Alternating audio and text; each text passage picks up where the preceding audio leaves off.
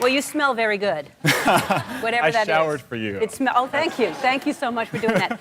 All right, so this story is incredible that things like this are still happening. I think people, feel like, oh, that doesn't happen anymore, and it does.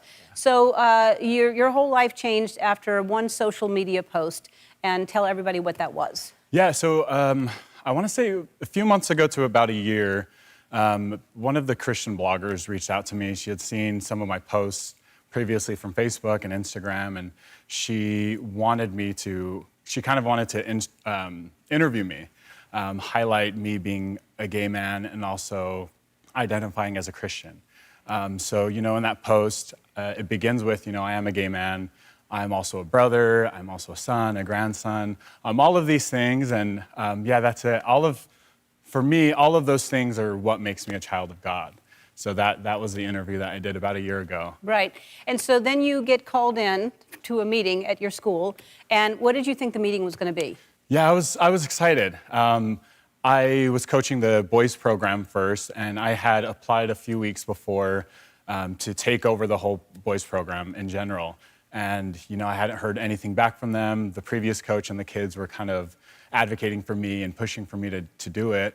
So I had, tricked myself into going in and saying, okay, I'm going to get the job. I called my fiance and I was like, I think I got it. I'm going to take over. So. Okay, and how soon into the meeting did you realize that's not the case?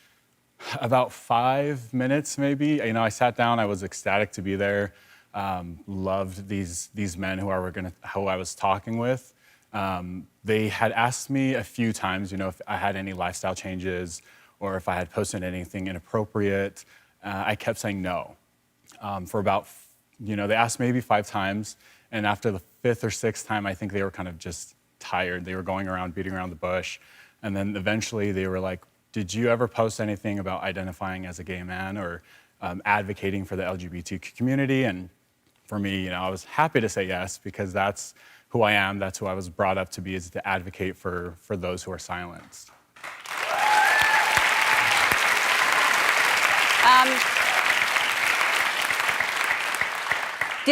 Did they have any idea that you were gay? Did anyone at the school know? I had the intention that yes, because the parents of the school, one of my boys' parents, they pushed me to interview for them last year. Mm-hmm. She wanted me to carry on, being a mentor to her son and the other boys.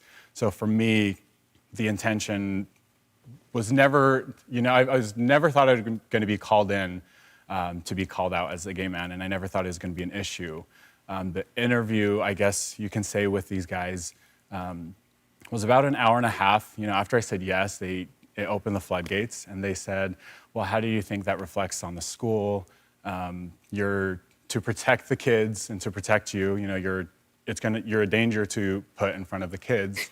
Broke my heart. I honestly was taken back, and I was a little disappointed in myself because I didn't advocate for myself as much as I should, because I was kind of taken back. Sure. The meeting ended about an hour and a half, as I said, and closing, and as I was leaving, he offered me books on, kind of conversion books, and saying, when you are ready to accept our help, we're not holding this coaching position over your head, but when you are ready to denounce being gay and accept our help to becoming a child of God, then you can have your position back. And so then what happens the next day? Later that night, actually, I had cried a lot. I remember when I was 10, 16, 26. I came out when I was about 26 years old. I'm 30 now. And I just remember being belittled by other people who believed, you can't be gay. And if you are gay, it's because you're busy and you're letting temptation into your mind. And I was taken back to that spot. I remember the 16-year-old me. And then, I felt overcome with such emotion from when I was 26, and how proud and freed I was when I finally just admitted to the world and to my family that I was gay. And I promised myself I would never go back. I emailed them saying, you guys asked me to denounce being gay. You asked me to delete any post. And I had told them, I feel more obligated to post more, because I know, it's still happening in 2021. I know that kids are struggling with it. So I felt more compelled to post a little bit more. And I said, ultimately, it's your decision what you want to do with me.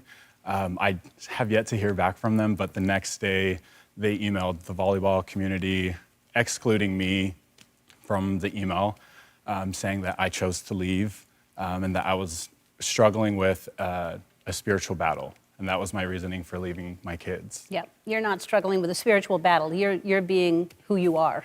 We're back with Inoke Tonga, and so you live in Denver. And I just said during the break, you're going to be guided. He still hasn't heard back from the school. It's been 3 weeks now. They still have not obviously hired you back, but you're going to be led and you're being guided to the exact right place that you're going to be. And somebody watching is going to offer you a job, or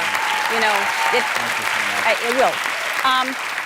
Because, the thing is, these are whoever that is at the school, but all of the students and the parents, everyone is supportive. Everyone has reached out in support of you, saying, bring him back. Yeah, I actually was scared to even post about it or even speak up because they had told me, the parents pay too much money for their kids to be mentored by someone who identifies as gay.